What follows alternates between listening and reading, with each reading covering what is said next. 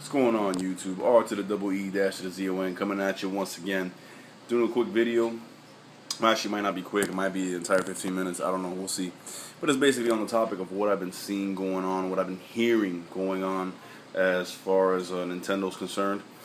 And it's really a lot of the same stuff I've been hearing over the last year. I mean, you can go back to around this time last year. I was sitting on my couch at my old place. You can even look it up. It's on my channel, making a video called Wii U Hate is Hilarious. And videos of that nature. Basically having to come on here and address all the BS that gets thrown at Nintendo. All the hate, all the anti-Nintendo bias, the anti-Nintendo lean that this industry has. And especially in the YouTube gaming community. It is so prevalent.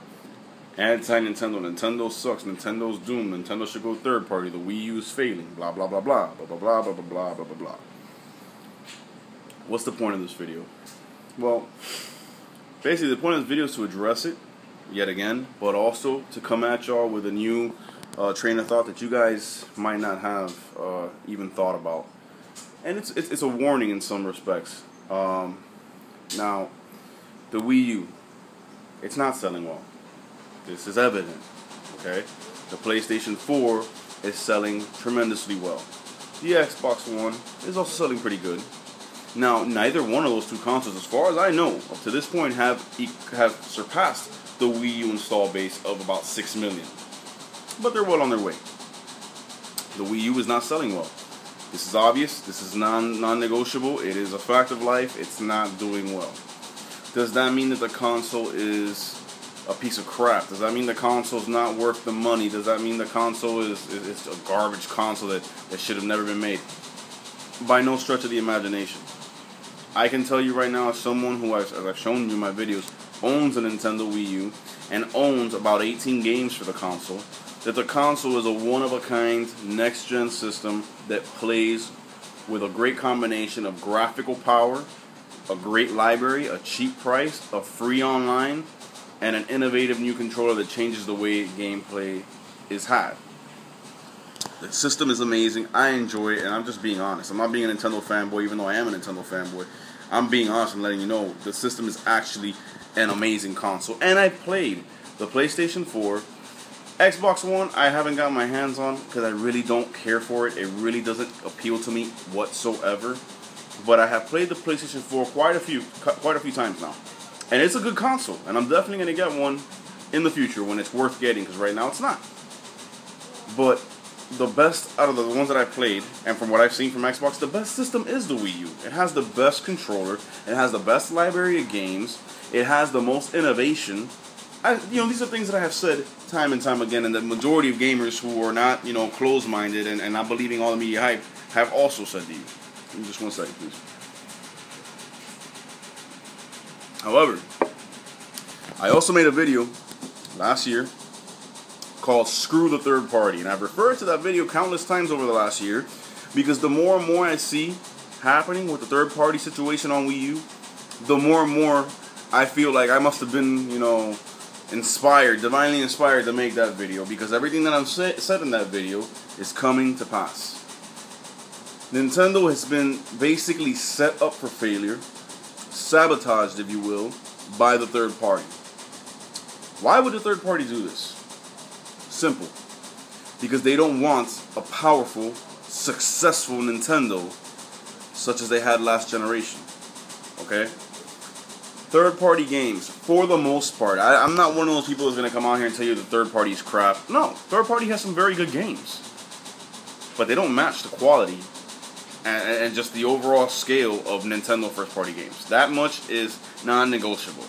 But they do have some very good games like Grand Theft Auto, Assassin's Creed, the Call of Duty games. All these games and many, many more.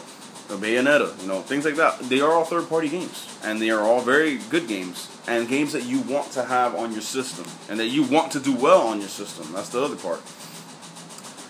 But third parties, they don't want to deal with a powerful, successful Nintendo like they did in the Wii generation because of that fact. Nintendo is the only one out of the big three that does not pay. I'm not going to say they don't pay for exclusives, because of course you got to pay for an exclusive. And they do that. But they just pay for the exclusive.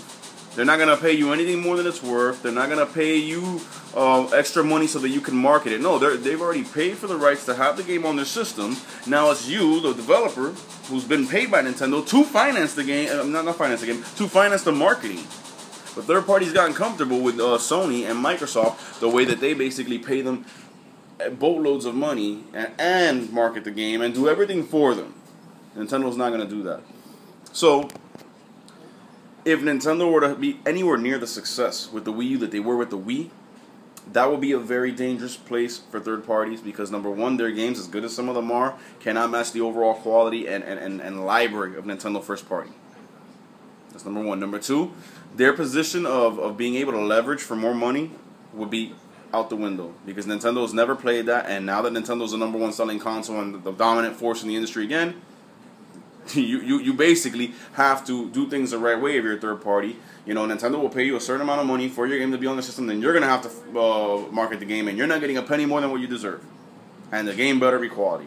Third party doesn't want to deal with that. They want to deal with getting excess amounts of money from Sony and Microsoft, and for Sony and Microsoft and any other console maker to fund the marketing of their game and just put the game on their system and be able to get away with making half-ass, for the most part, half-ass, excuse the language, broken, incomplete games and getting you with microtransactions and DLC. And Nintendo's not with that. So they don't want a successful, powerful Nintendo, because if Nintendo is powerful and successful, again, like they were with the Wii, third party is in serious trouble. They don't get the money they'd normally be getting, and they would have to put games on Nintendo's system even if they didn't want to, and it's a catch-22 for them. So what happens? Wii U comes out, or it gets revealed back in early 2012, late 2011. Third party shows unanimous support. They can't wait, blah, blah, blah, blah. All of a sudden, before the system's even a month or two old, third party pulls their support. EA pulls their support. Bethesda doesn't want to get on board. All these third party all of a sudden are pulling the rug out from Nintendo and setting the system up for failure. And it's a sad thing because it's working, and it most likely is going to work. Nintendo Wii U is probably going to go on to be a miserable commercial failure, which really sucks because I love this system. I cannot tell you how much fun I have with this console, how well built I think it is, and how it does everything it's supposed to do with flying colors. But it's probably going to go on to be a commercial failure because no third-party support and the lack of exposure.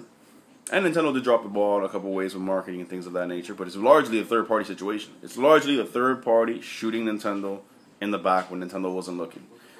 And it really sucks. Like I said, it's sad. Why is it sad? Is it sad because I own the Wii U? Yeah, but that's not why. It's sad because I own the Wii U and I'm enjoying the best games. Not some of the best. No. The best games of this new generation that just kicked off with Wii U, Xbox One, and PS4, and they're all on the Wii U.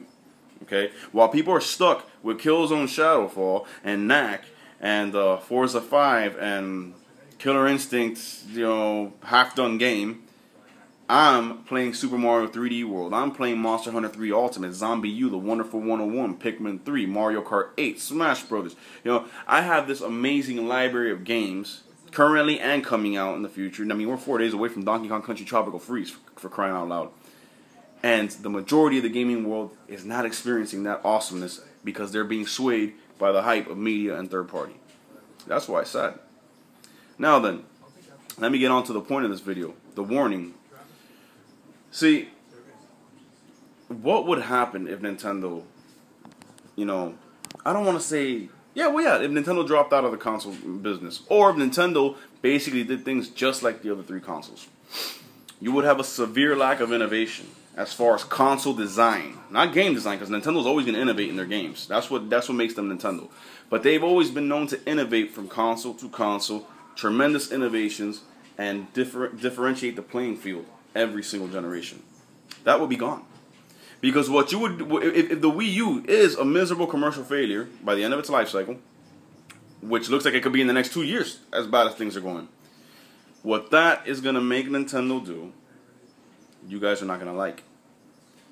It's going to make Nintendo come out with a system that's every bit as powerful, if not more powerful, than Microsoft and Sony's system of that generation, whenever it is, with a boring traditional controller, absolutely no innovation in the console design whatsoever, with a traditional controller, like I said, and be just like the other consoles. And then, Even if they did that, they would still probably wipe the floor with the other consoles because their first-party lineup is not to be messed with. But you're going to take away one of the things that's so powerful about Nintendo and so awesome about them is their innovation in their console machine design. They're going to say, you know what, this is hurting our bottom line. People are not responding to it. And you, the consumer, is going to be responsible for Nintendo dumbing down their innovation when it comes to console design and building a machine that's just like the other three. Now, you might think, wow, that would be awesome. And I tend to agree to a certain degree that would be awesome because it would be, imagine having a powerful machine like an Xbox One or PS4 even, but with Nintendo's games. But here's what I'm going to call right now because I believe this is going to happen. And when it happens, you guys will look back to this video and be like, damn, Reason was on point. When that happens, it's still going to be hard for Nintendo to get the third-party support. It's still going to be hard for Nintendo to be accepted in gamers' minds as the legitimate dominant force. And you guys will be saying, well, this system sucks. What happened to Nintendo's innovation? That's what made them them. That's what made them different. Why is this just like the PS4 and the Xbox One? Or just like the PS5 and the Xbox whatever? That's what y'all going to say. See, at the end of the day, the problem with the gaming world, the gaming industry right now, it's not Nintendo. It's not Sony, it's not even Microsoft.